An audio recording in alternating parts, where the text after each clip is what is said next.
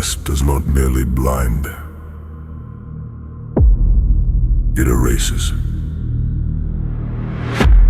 Focus on the eye wide rimmed in amber, searching a void of white. The air is heavy with wet earth and the scent of isolation.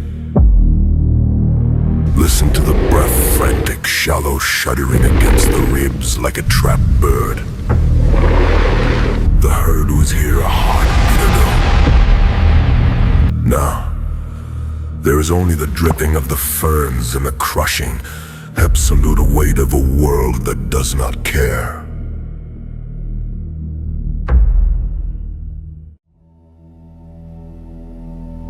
This is the asphyxiating understory. A realm where light goes to die and sound is swallowed whole by the clinging, saturated atmosphere. We are standing at the bottom of a prehistoric ocean of air, trapped beneath a suffocating canopy of ancient conifers whose needles rake against the sky. Far above, unseen and unfelt. Down here, on the forest floor, the world has been violently compressed. The horizon has ceased to exist. The radius of reality extends only a few feet in any direction, walled in by a creamy, impenetrable white fog that hangs suspended, entirely devoid of wind. It is an acoustic dead zone. The mist acts as a heavy, damp blanket, dampening the ambient resonance of the forest and turning the vast expanse of the Jurassic into a claustrophobic cage of deep moss green and muted gray. In this suspended purgatory, a juvenile Dryosaurus stands perfectly, terrifyingly still. It is a creature defined entirely by its connection to the collective. An organism engineered by millions of years of brutal evolution to exist strictly within the protective geometry of the herd. To be separated is not merely a geographic inconvenience. It is a biological death sentence. The tether has been severed. The realization of this severance does not manifest in human sorrow, but in a violent, cascading chemical panic that floods the juvenile's nervous system. Look closely at the mechanics of this terror. The geometry of its small, lightweight frame is rigid, locked in the agonizing friction between the instinct to bolt and the instinct to remain entirely invisible.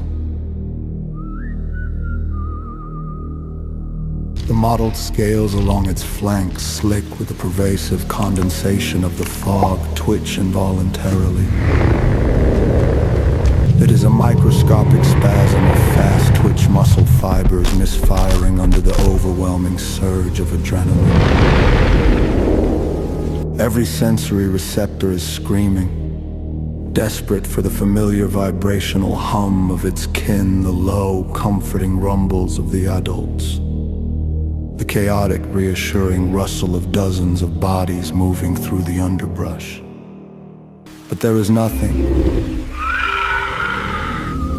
The silence is not empty. It is a heavy, physical pressure pressing against the eardrums, a suffocating void that amplifies the internal noise of the creature's own failing composure.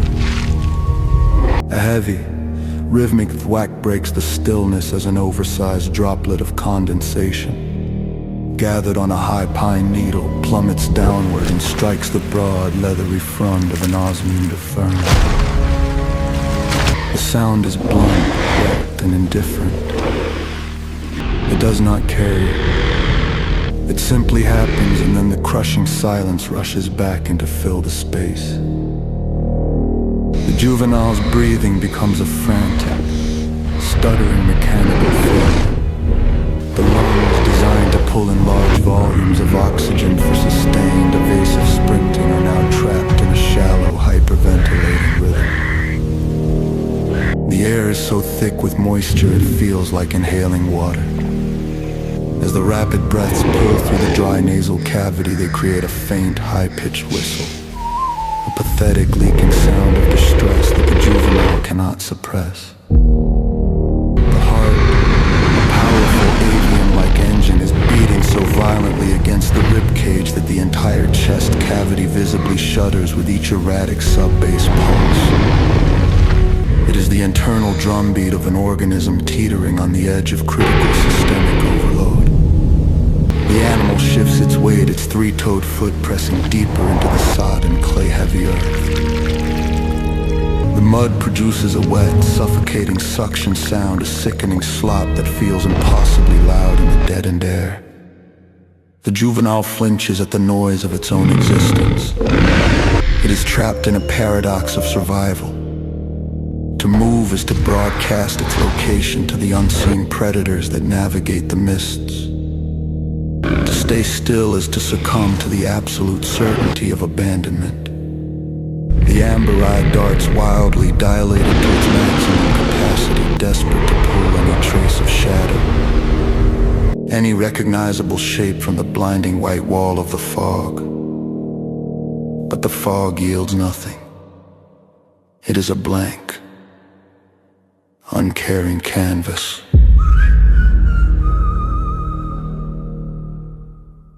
The friction of this isolation begins to tear at the juvenile's base. Programming.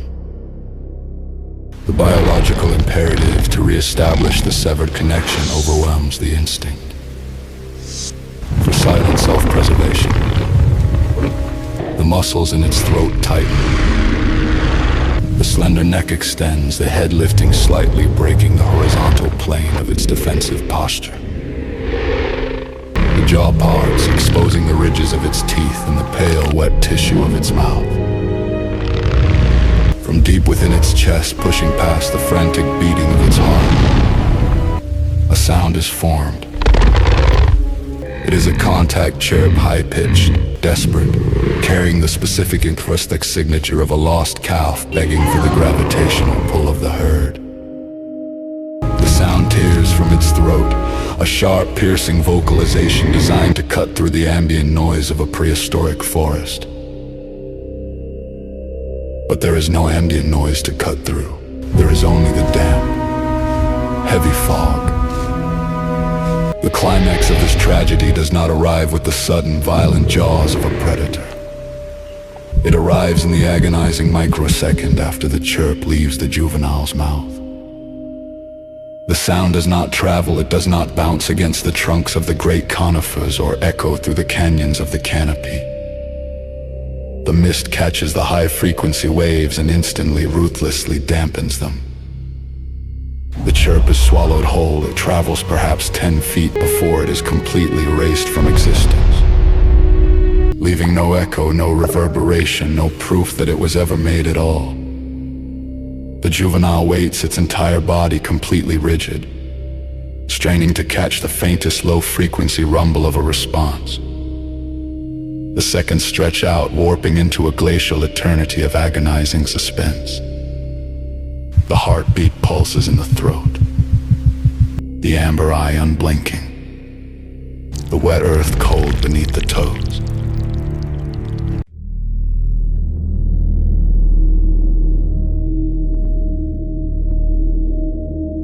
Nothing answers. The void remains absolute. The realization crashes down upon the small herbivore, not as a complex thought, but as a crushing sensory finality. The tether is gone. The forest has consumed it. The silence that follows the failed vocalization is infinitely heavier than the silence that preceded it. It is the silence of a confirmed ghost. The environment immediately reasserts its total dominance over the microscopic biological drama. Another heavy droplet of water gathers, swells and falls, thwack. The mud settles around the trembling feet. The mist swirls lazily, a slow, indifferent gray tide that cares nothing for the frantic, warm-blooded panic trapped within it. The juvenile Dryosaurus lowers its head, the frantic energy bleeding out into a stiff, terrified exhaustion. It is a microscopic speck of meat and bone hopelessly adrift in an ocean of deep time.